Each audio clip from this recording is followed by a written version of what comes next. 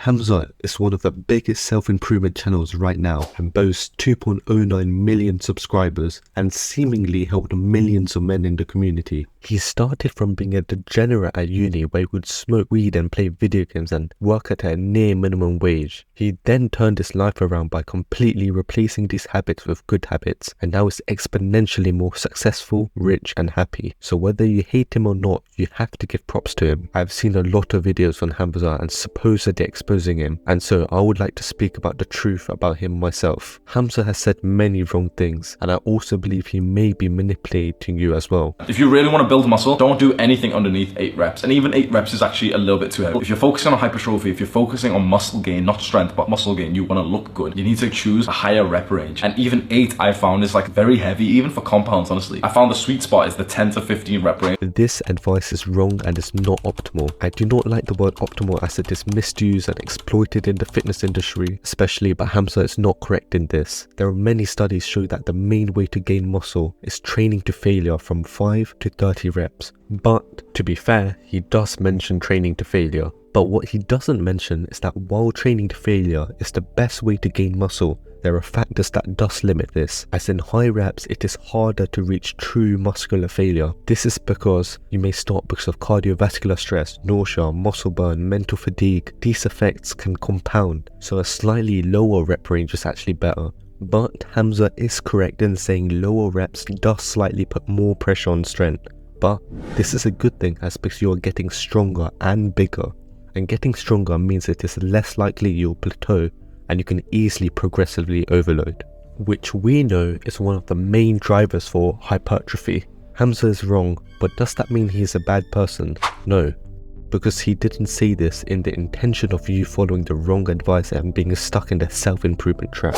I believe what he is saying is what he did to build his dream body, and it worked for him, even though it is not the most efficient way. Sneeko. Bro, I think you're all a little gay for liking this. Hamza! Hamza! Hamza! Y'all need some friends, bro! This is crazy. No man should do this. All of his videos are like, every day you have to improve. He's a gym bro who can speak eloquently. What the fuck do you watch, chat? There was all this drama about Hamza versus Sneeko almost a year ago now. I was following this drama and to be honest, I was slightly in favor of Hamza. But that was until he did this. Sneeko, I'm not gonna lie. The reason why I found this funny is because I feel like I treated you like how I used to treat the girls when I was a fuckboy. When I got you emotional and then I just didn't really open up any of your messages for a while, and then literally you just kept on calling me. You called me like 15 times. You've been sat here just like frame lost, really emotional. And it made me cringe a little bit, I'm not gonna lie. You're calling me cringy right now?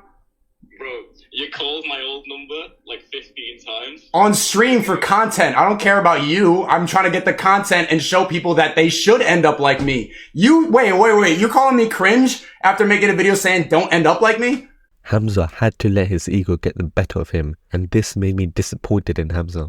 This beef could have ended, but he ended the call by cussing him out. This is poor from Hamza, but he did talk about this and he is very open to when he makes mistakes, and it is this authenticity that makes Hamza so successful. His recent videos are much longer than the dopamine-rich videos before. In one video, Hamza talks about how to reach $10,000 a month, and he talks about the new meta, which is to get a community of people who support you and they pay you on a monthly basis, like he did. Now, he mentions his own private community many times, and every time he does, he promises how he is not self-promoting and how he admits it is very expensive and there is no point in bothering. He does this many times and this gives me self-assurance of that. Yes, he is not self-promoting, he is just using it as an example of how private communities work. It came to the point I was thinking, okay, I might as well check his community out, but I know that this was well and truly his intention. I'm recently studying a lot about psychology, reading books on it, listening to podcasts on it. One of the things they talk about is the psychology of accusations audit, which is used by many successful people in very competitive interviews. In this case, he's using it to dismiss the idea of self-promotion and to convince his viewers that he's not promoting this idea and creating a subconscious thought of checking his community as he gains the viewers' trust. There's a reason why he is so successful and making so much money. I don't think he's directly doing any bad things, but he's slightly manipulating. But I like to end this off by saying that I'm actually a big believer in Hamza, and I believe in like 90% of his views. But this is an example of where you should not look to him as a god, like many people do, but instead look to him like an older brother. For example, where you occasionally watch his videos, but you do not need to join a cult. As a man, you should have your own independent critical thinking, and you should lead your own tribe.